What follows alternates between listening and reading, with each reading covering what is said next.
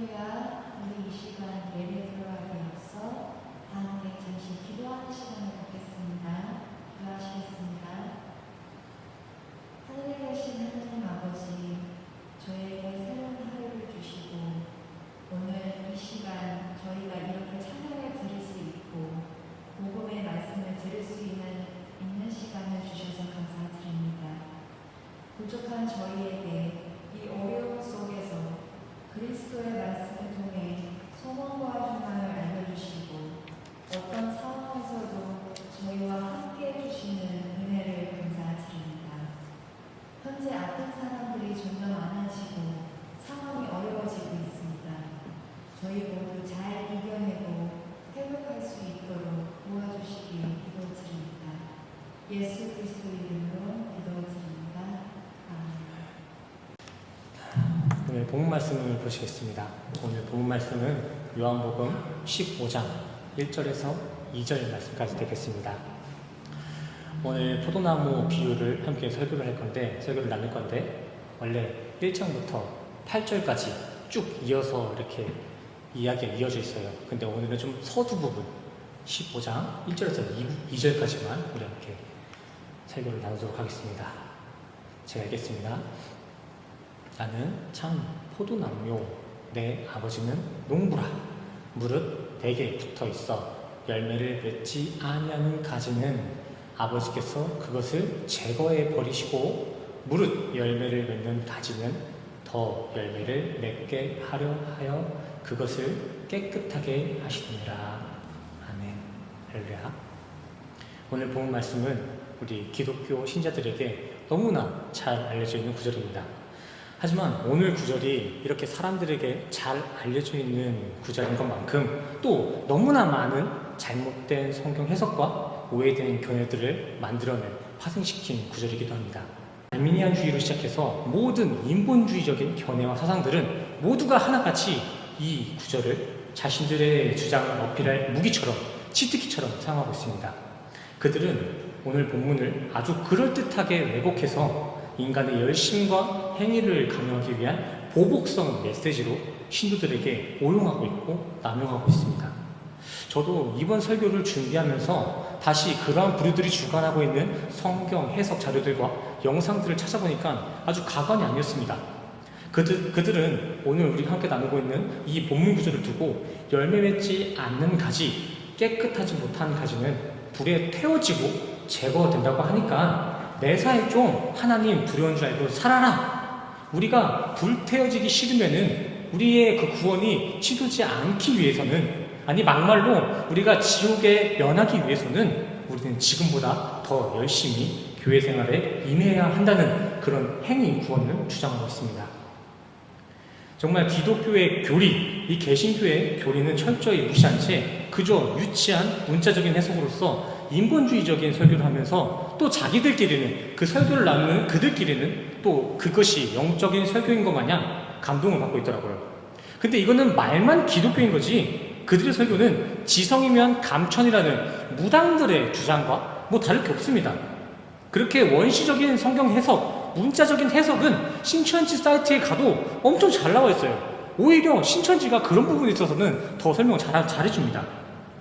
여기에 있어 제가 100번 양보해서 알미니안주의자들의 그러한 주장들, 공로주의자들과 같이 그렇게 인간이 어떠한 공로들, 업적을 이뤄내야만이 우리가 구원을 받을 수 있다, 우리가 지옥을 면할 수 있는 게 맞다면은 그렇다면 우리는 얼마나 그 공로, 그 업적을 이뤄내야 하는 것일까요?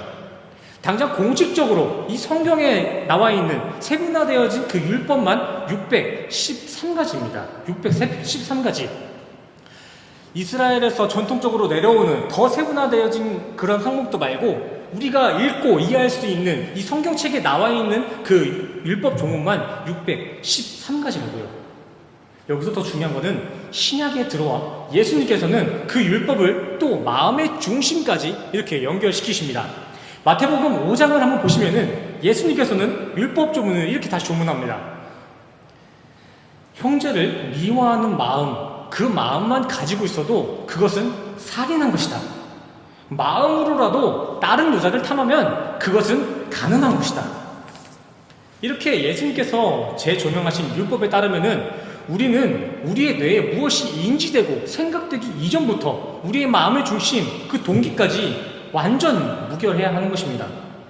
성경은 이렇게 율법으로 의로움에 달하기 위한 그 커트라인을 완전 무결, 결코 1.1획도 벗어나서는 안 되는 비현실적인, 인간이 지킬 수 없는 비인간적인 범위에 두고 있습니다.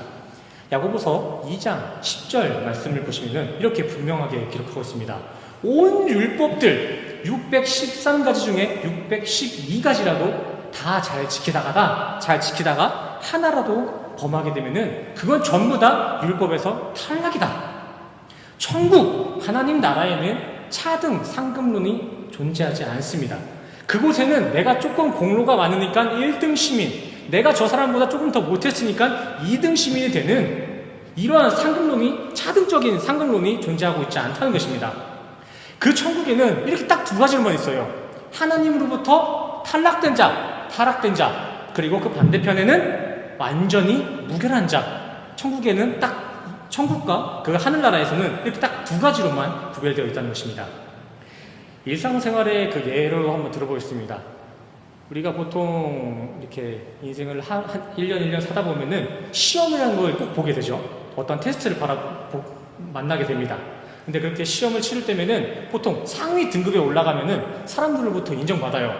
100점 만점에 한 90점, 95점까지만 맞아도 우리는 사람들로부터 인정받고 칭찬받을 수 있습니다.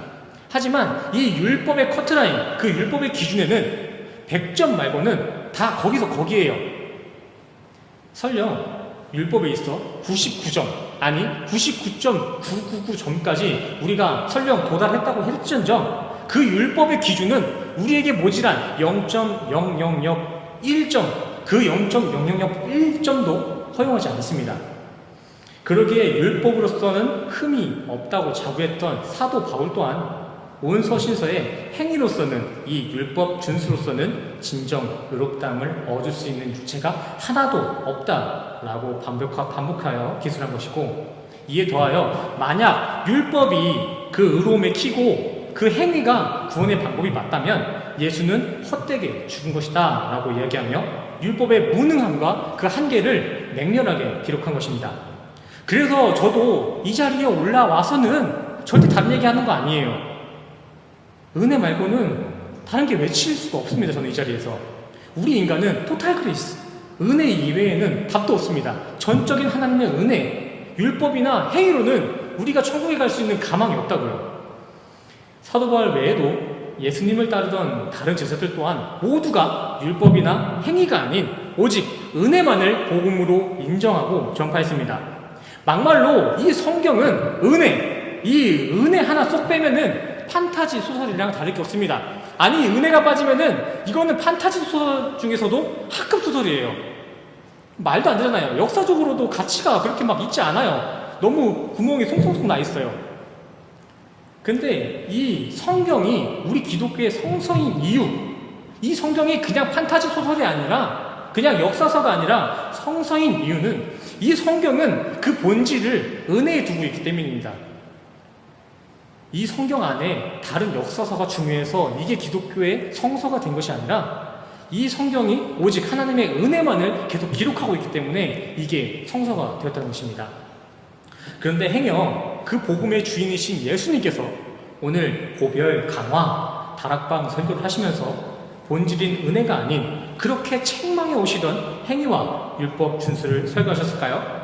이때 예수님께서 설교하신 시기를 보면은 예수님이 십자가 죽음을 앞두기 직전 제자들과 조그만한 방에서 함께 설교를 나누던 그런 상황이에요. 마지막 설교라고도 볼 수 있겠죠. 그렇게 십자가 죽음을 앞둔 그 급박한 시점에 예수님께서 제자들을 향해 그토록 내가 미워했던, 본인이 책망했던 그 율법적인 설교를 했겠냐는 것입니다. 절대 그렇지 않죠.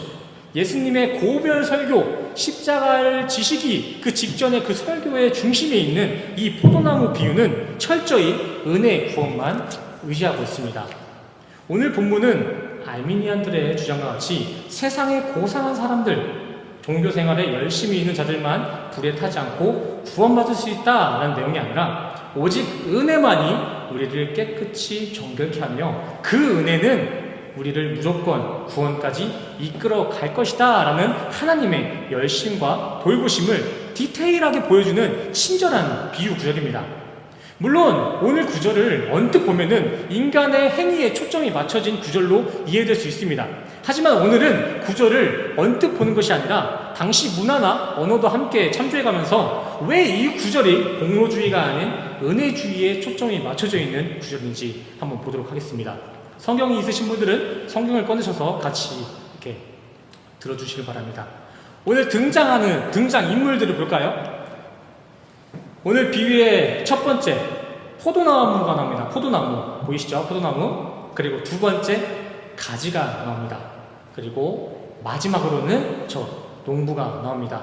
오늘 비유에서는 대표적으로 이 세 가지의 대상이 비유 표현 대상으로 사용돼요. 그렇다면 먼저 첫 번째 포도나무는 누구를 지금 비유하고 있는 것일까요? 오늘 포도나무 이 설교 자체가 비유 설교예요. 비유 설교. 그렇기 때문에 무엇이 누구를 이렇게 비유하고 있는지 그 대상을 명확히 아셔야 됩니다. 질문 드릴게요. 포도나무, 첫 번째 나온 이 포도나무는 무엇을 비유하고 있는 것일까요? 앞에서 다 읽으셨잖아요. 먼저 1절에 나는 참 포도나무요 라는 내용이 있는데 여기서 나가 누굴까요? 나. 앞서서 제가 말씀드린 바와 같이 13장부터 이 16장까지는 예수님의 고별 설교, 이 다락방 설교입니다. 그러니까 오늘 15장 비유에서 나를 지칭하는 대상은 지금 설교하고 있는 나, 예수님을 이렇게 지칭하고 있는 것입니다. 그러니까 오늘 참 포도나무는 예수님을 이렇게 이야기하고 있는 것입니다. 여기서 또 간과해서는 안 될 부분이 있는데 그것은 오늘 예수님으로 비유되고 있는 저 포도나무는 구약 때부터 여러 상징들로 쓰였던 그 포도나무들과는 좀 다른 거예요. 멸해버리고 다 태워져 버릴 그런 포도나무가 아니라 독보적이고 진리를 뜻하는 알레티노스 참 포도나무를 의미하고 있다는 것을 우리 성도님들을 꼭 기억하시길 바랍니다. 다음 농부가 나옵니다. 농부는 누구를 비유하고 있는 걸까요? 9절에서 나옵니다. 1절 후반부 내 아버지, 여기서 내가 예수님이시죠. 예수님의 아버지 하나님을 지금 참 포도나무와 그 가지를 경작하고 재배하는 농부로서 비유하고 있는 것입니다. 그러면 이제 마지막 가지, 이 가지는 누구를 비유하고 있는 것일까요? 오늘 이 가지는 당시 예수님의 고별 강화 다락방 설교를 함께 듣고 있던 예수님의 제자들 쭉 신앙의 선상을 이어와서 결론적으로 우리 성도들을 비유하고 있는 것입니다. 가지는 우리 성도들 이렇게 이해하시면 좋을 것 같아요. 근데 또 여기서 이 가지의 대상, 저 가지가 되기 위한 그 성도의 조건이 하나 걸렸습니다. 제한성이 있어요. 그것은 그냥 어중이 떠중이 성도의 직분만 받고 교회만 왔다 갔다 하는 그런 출석 교인들이 아니라 나의 전토를 버리고 오직 말씀에만 자신의 삶을 올인한 산 제물의 성도들이 오늘 저 가지의 비유 대상이라는 것입니다. 좀 전에 제가 제자들이라고 했지만 완전체 제자들이 아니에요. 저기 고별성 설교를 듣고 있는 그 제자들은 그 12제자 다 같이 있었던 게 아닙니다. 예수님을 팔았던 가룟 유다, 그 가룟 유다는 지금 쏙 빠져 있어요. 포도나무 설교가 있기 전 한 3장 전쯤에 한 13장 27절, 25절 그때부터 이렇게 말씀을 보시면은 유다는 예수님으로부터 배신할 거다라는 메시지와 빵 조각을 받고 그 자리를 벗어난 상태입니다. 한마디로 지금 설교 자리 가운데 가지로 비유된 것은 정말 주님의 제자로 인정받은 그러한 성도들을 비유하고 있다는 것을 기억하셔야 될 필요가 있습니다. 그러므로 오늘 비유로 사용된 가지는 성도인 우리를 비유한 것이 맞지만 껍데기만 성도인 종교인에게는 포함된 이야기가 아니라는 것을 기억하시고 오늘 설교를 들어주시길 바랍니다. 잠깐 정리해보면은 이제 참 포도나무는 예수님, 그리고 이를 경작하시는 농부는 하나님, 그리고 마지막으로 가지는 신앙에 올인한 산 제물의 성도, 우리 각자입니다. 오늘 본문은 이렇게 인물 소개를 끝내고 바로 2절에서 열매 맺지 아니하는 가지는 곧 열매 없는 성도들을 제거해 버리시고 열매 맺는 가지는 더 깨끗하게 하신다라고 메시지하고 있습니다. 바로 이 부분이 공로주의나 율법주의로서 편향될 수 있는 딱 좋은 포인트인데, 원어를 좀 살펴보시면서 어떻게 이게 은혜의 구절로 귀결되는지 한번 찾아보겠습니다. 아이로라는 단어입니다. 아이로.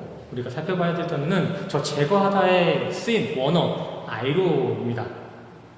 저 아이로가 성경에서 지금 아이레이라고 해가지고 동사로서 나와 있는데, 저 아이로가 원형입니다. 원형. 저 아이레이라는 단어는 하나의 단독적인 의미를 가진 단어가 아니라 여러 가지 중의적인 의미를 가지고 있는 단어입니다. 한글 중에서는 배 있죠, 배. 이 먹는 배가 될 수도 있고 타는 배가 될 수도 있고, 우리가 다 갖고 있는 이 똥배들을 의미할 수 있는 여러 가지 의미를 갖고 있는 게 배의 의미처럼, 그리고 또 영어에서도 like가 있죠, like. 뭐 좋아하다, 그것도 될 수 있지만 뭐뭐처럼이라는 여러 가지 의미를 갖고 있는 것처럼, 오늘 아이로라는 이 헬라어식 표현은 제거하다라는 의미 이외에도 들어올리다, 죄를 속하다, 문만하다와 같은 여러 의미를 가지고 있는 중의적 단어라는 것입니다. 이렇게 아이로라는 단어는 여러 가지의 뜻을 가지고 있는데, 오늘 구절에 사용된 아이로는 문맥상 제거하다라는 표현보다는 들어올리다라는 표현이 더 적합합니다. 이거는 개인적인 견해가 아니라 요즘 신학적인 연구에서 다들 들어올리다로 해석하고 있습니다. 구약에서 많이 나오잖아요. 눈을 들어 주를 보라 했을 때, 그 lift up, 눈을 들어서 주를 보라 했을 때 그 의미와 오늘 아이로가 동일한 문맥상 똑같은 해석이에요. 근데 또 막상 들어올리다라는 저 표현을 저 해석 대신에 대입한다고 해도 구절을 이해하는데 조금 어색함이 있습니다. 볼게요. 아버지께서 그것을 들어올린다.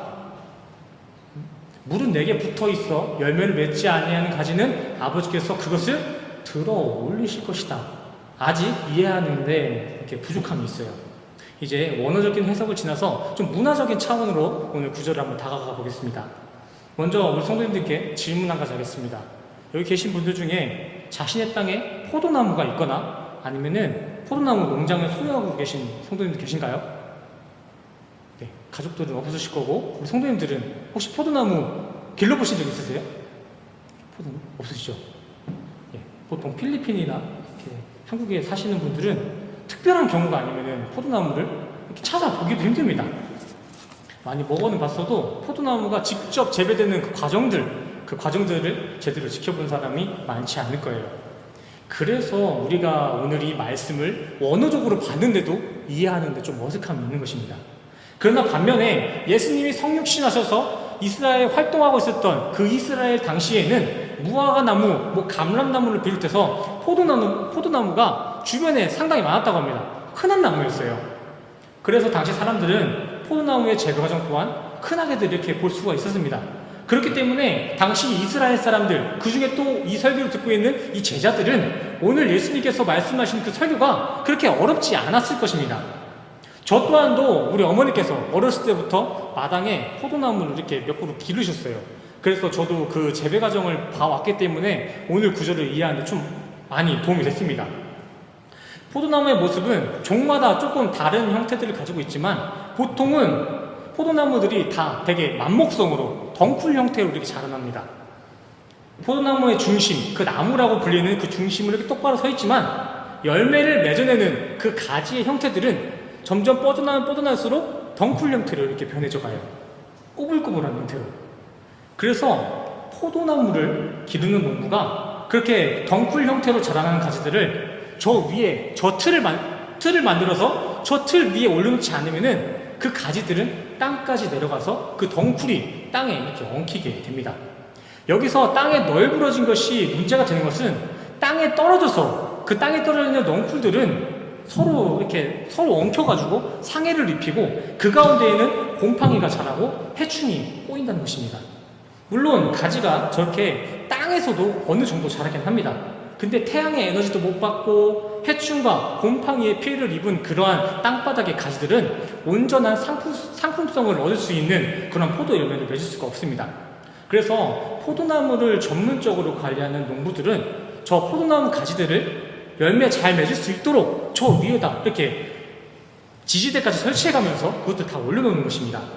저렇게 가지를 높이 치켜 올려서 가지에 고여있던 곰팡이들을 햇빛에 바싹 방열시키고 다시 태양이 주는 그 영양 공급을 충분히 받도록 하는 것, 그렇게 가지를 어떻게 해서든 열매 맺을 수 있도록 소생시키는 그 농부의 열심이 오늘 본문에 나온 아이로 제거하다의 참 뜻입니다. 이제 본문의 취지를 조금 이해하셨나요? 오늘 본문 2절의 의도는 예수님으로부터 이쁜 열매를 맺지 못한 그런 못난 가지는 모두 제거해버리신다가 아니라 농부이신 하나님께서는 예수로부터 붙어있는 가지라면은 예수와 이렇게 관계 맺고 있는 우리 성도들을 아이로 들어 올리셔서라도 어떻게 해서든 그 가지인 성도들을 깨끗하게 만들어서 결국 열매를 더 풍성하게 만들 것이다 라는 하나님의 열심과 은혜를 가르치고 있는 것입니다.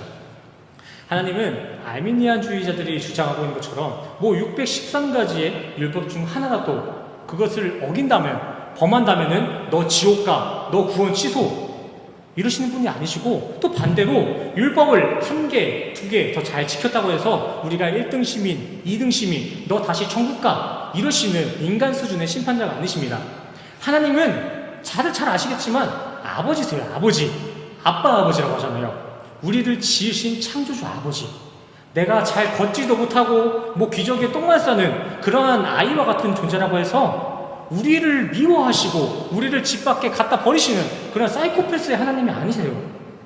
우리 하나님은 우리가 자신에게 아무런 유익 하나 돌려주는 것 하나도 없이 마냥 징징거리는 아이와 같을지라도 하나님은 우리가 자신의 자녀라는 그 이유 하나만 보시고 온 마음과 정성으로, 아니 자신의 아들의 목숨을 바쳐서까지 우리를 가장 좋은 곳 천국에 들어갈 수 있는 정결한 이의 모습으로까지 반드시 키워내시는 진짜 아빠예요. 아빠. 그런 아버지는 자녀인 우리에게, 우리 성도들에게 다른 것을 요구하지 않습니다. 그저 십자가를 통해서 자신과의 혈연, 내 아들, 내 딸들이 되기만 한다면은 그 외에 다른 모든 거룩의 형태는 아빠가 알아서 할 거야. 너 내 가족만 되면은 그거 나머지 내가 알아서 할 거야. 어떻게든 내가 너 천국에 들여보낼 거야. 이렇게 메시지하고 있는 것입니다. 우리가 모태로부터 태어나서 어른이 될 때까지 다들 잘 아시겠지만 그거 다 그렇게 잘 클 수 있는 그 역량이 어디서 나오나요? 부모님이시잖아요. 부모님이 없이 우리가 어떻게 훌륭한 어른으로 잘 자랄 수 있겠습니까?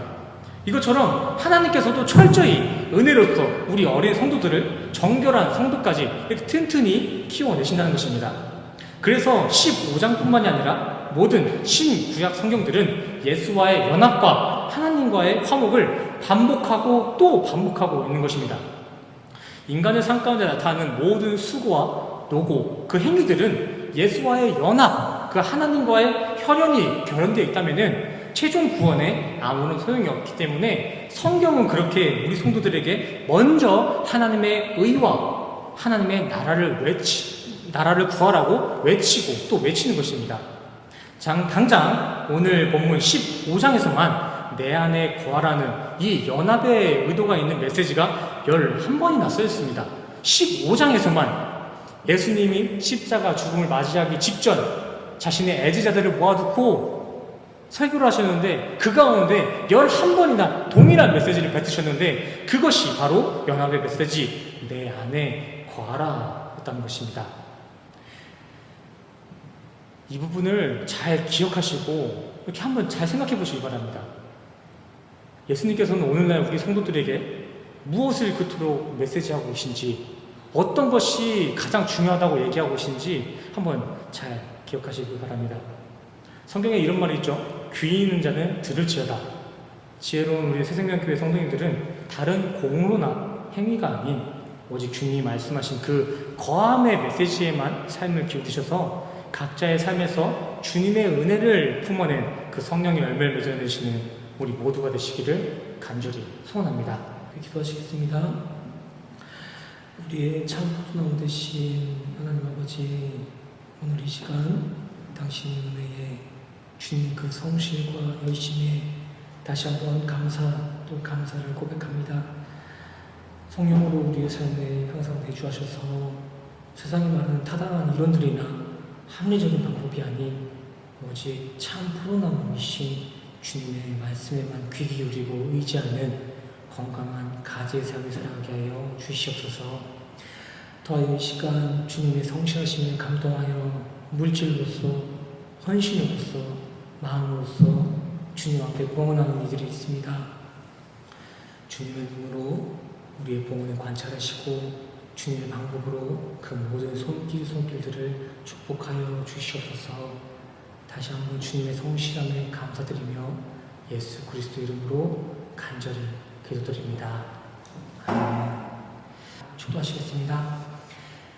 지금은 우리 주 예수 그리스도의 은혜와 십자가에서 완성하신 주님의 사랑과 그 율법과 그 공로가 이 자리에 모이신 모든 가지된 우리 성도님들이 머리머리 위에 지금으로부터 영원까지 함께 하시기를 간절히 축원합니다. 아멘.